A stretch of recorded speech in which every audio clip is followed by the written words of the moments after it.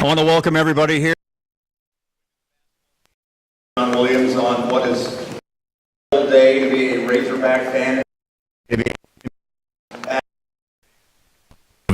I want to remind the media, by the way, Having Coach take questions after this event, so we'll be doing that afterwards, so there'll be no questions during this. But in the meantime, without any further ado, I want to introduce the Vice Chancellor and Director of Athletics, Jeff Long. Okay. Thank you, John.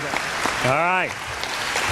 Thank you, John. You all recognize John's lovely voice from our basketball games. He does a great job calling our women's games and also many other of our sports. So thank you, John.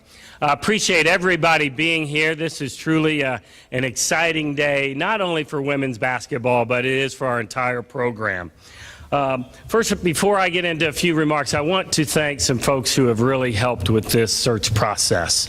I called upon some people to assist me, and they were invaluable in the process. First of all, Senior Associate Julie Cromer. People, Julie are out there. She's hiding. Julie, in the Julie. Got 3 names going for it. We also have another 3-namer. Melissa, please. I'm going to keep going with the 3 titles because it's our Assistant AD for Services, Dr. Charles Small. I feel like I'm at a pep rally, so, there's a lot of energy in my voice today. I'm excited about today. And then our Associate AD, Tracy Stellick, former women's basketball coach. Our Assistant Media Relations Director, Jerry Thorpe. You all know her. And finally, our Assistant Athletic Trainer for women's basketball, Natalie Trotter. Natalie. I really do appreciate their support and help. They really led this process, and we jumped on a few planes and trotted out to visit with some incredibly good candidates. But today, we're really here to introduce our new candidate, our new head basketball coach. And typically, when you bring a new coach on, there's what we call some onboarding, okay? You have to take them in and teach them about the Arkansas Razorbacks. You have to tell them about how we're the professional sports, and there are no professional, we're everything rolled into one. And you got to take them back to Hugo Besdick and the wild band of Razorbacks. But with this candidate, we didn't have to do that. And usually before the press conference, we have to take them off into the room over on the side, and I usually use Kevin Trainer or Scott Verity or some of our long-time to teach them the hog call. Because you all know the worst thing is if they do this, okay?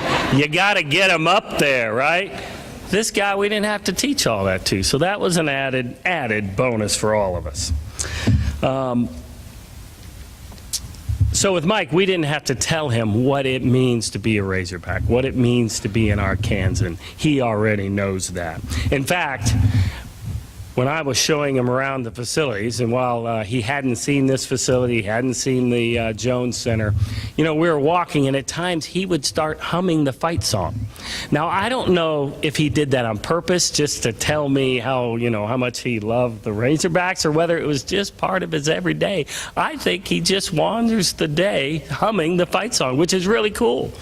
It's close. Yeah. It's close. So, Mike has had, as you all know, grown up, he has a burning desire to be a Razorback. His roots are here in this great state. It really is seen as a homecoming by all of us here, but really across this great country and across women's basketball, it's seen as Arkansas hiring an incredibly competent and successful women's head basketball coach. So while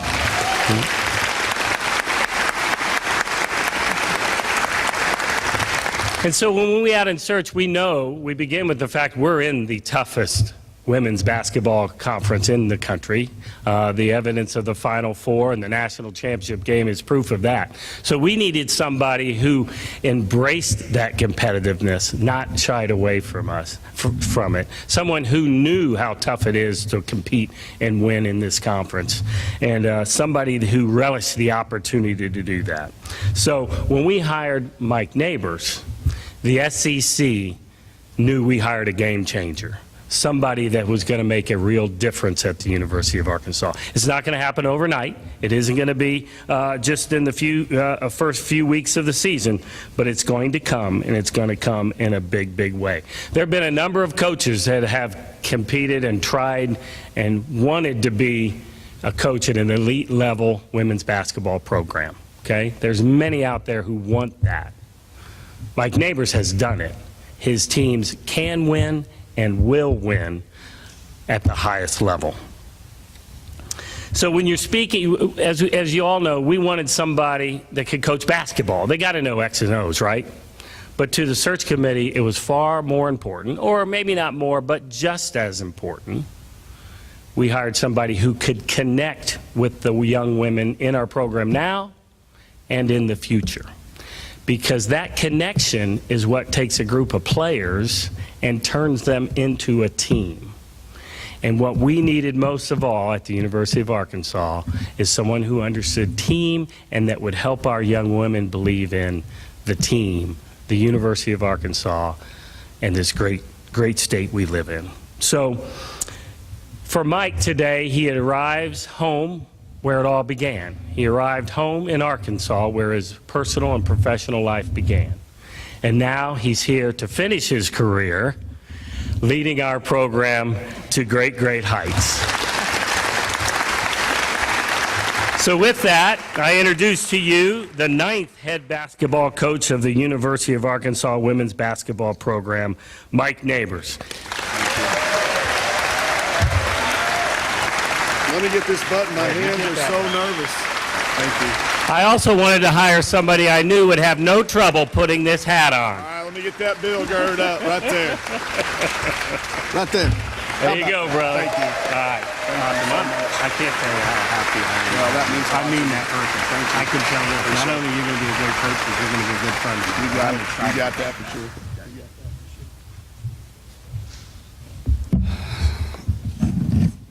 I tried out for the baseball team. I didn't make it, so I'm going to take that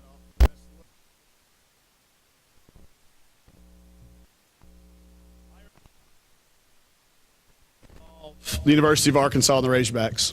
I remember where I was at when Scotty Thurman hit that shot against Duke. I remember when Christy Smith and Kim Wilson took our basketball team, women's team, to the Final Four. I was in Roland Sales. Who remembers Roland Sales in the crowd? Okay, I got a letter from Roland Sales. Y'all, my guys in my class are in my grade, my high school friends. Remember, we had to write a letter to our favorite Razorback. And when your name's Neighbors, you don't get the first choice. So I ended up with Roland Sales going into the Orange Bowl that year. And he was a backup running back. And I thought, I'm sending this to a backup running back. This is going to be outstanding. He's never even going to see this letter. Well, as fate would have it, he ended up rushing for 206 yards. And I think we beat Oklahoma in that thing, if I don't remember it correctly. And he was the MVP of that thing because of some circumstances. Dwight, DeUcal, Stein, Rod, y'all remember where we were at when U.S. Reed hit that half-court shot? We were in that little small corner of the gym in the old Rock gym when he hit that shot against Louisville. So some of my earliest childhood memories are all about the University of Arkansas and the Razorbacks. But it was the losses where I learned why I loved the Razorbacks. Because I would cry. Didn't I, Mom? Yeah. It was until an embarrassing age, which we're not going to talk about. Are we, Mom? That I would continue to cry when the Razorbacks lost. And it was in those losses that I realized it was something that my granddad Bridges, who wore this hat to every, see my Aunt Benny. You remember that hat, Aunt Benny? Yeah. And thank y'all for bringing this and finding it. It was, it's been through a fire, it's been through a lot. But he gave me a book, and it was autographed by Frank Broyles, and it said to a future Razorback All-American. okay?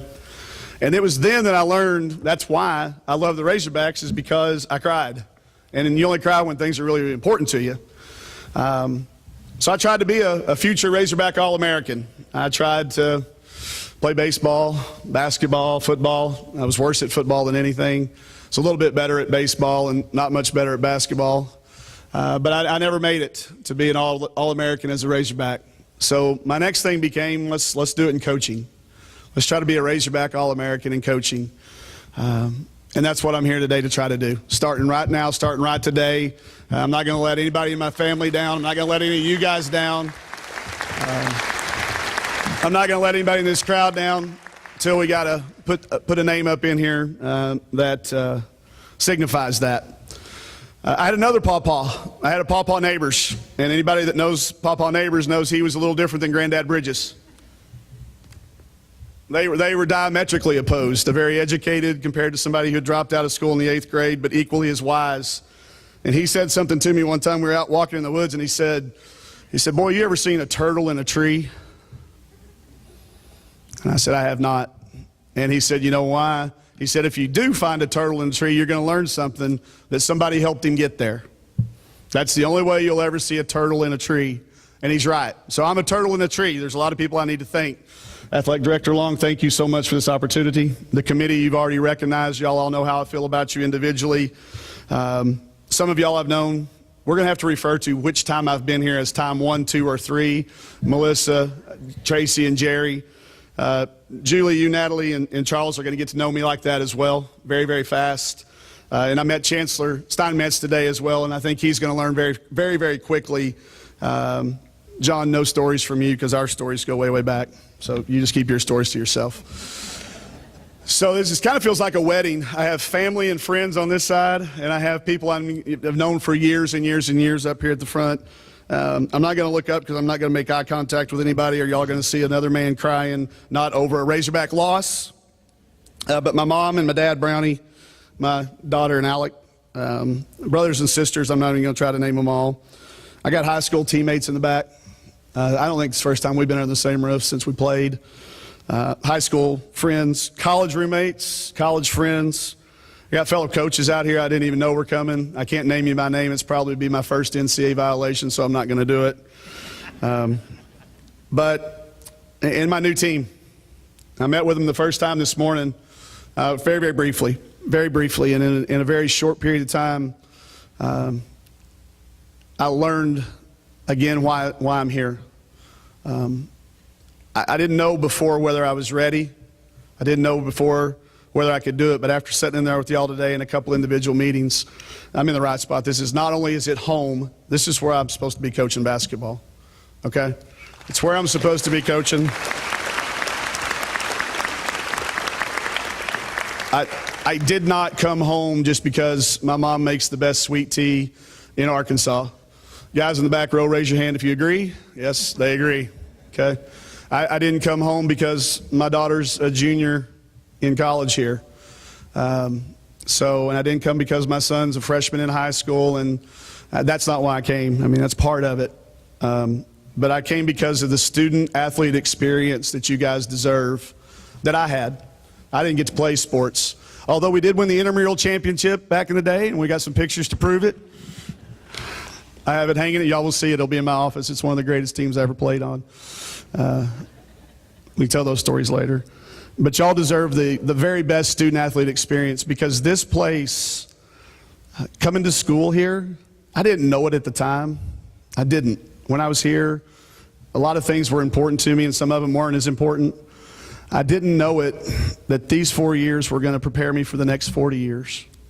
And they were going to have me ready for when I moved to Seattle and was around the Fortune 500 companies that were there, and in Cincinnati, Ohio, and Tulsa, and in Denver.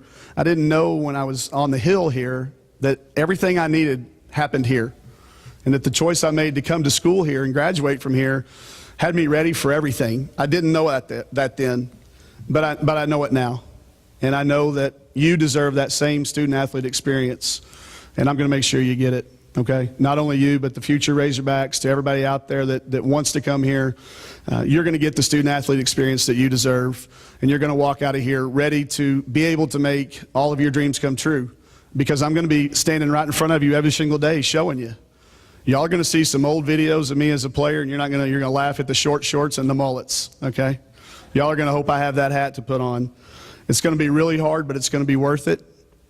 And you're going to realize that these 4 years are going to have you prepared for your next 40. I'm going to get off here because we got a lot of work to do. And I've been on the phone already. My voice is cracking from emotion a little bit, but also because I've been on the phone nonstop since a 3 a.m. Signing of the official paperwork. My phone hasn't stopped, and it's not going to stop. We've got things we need to do, people we need to touch, and then we're going to get to work starting tomorrow. Go Hogs. Hold on a minute. We're going to lead the hog call in a second. I'm leading it. Oh, yeah. Real quickly, I want to remind everybody that you can renew your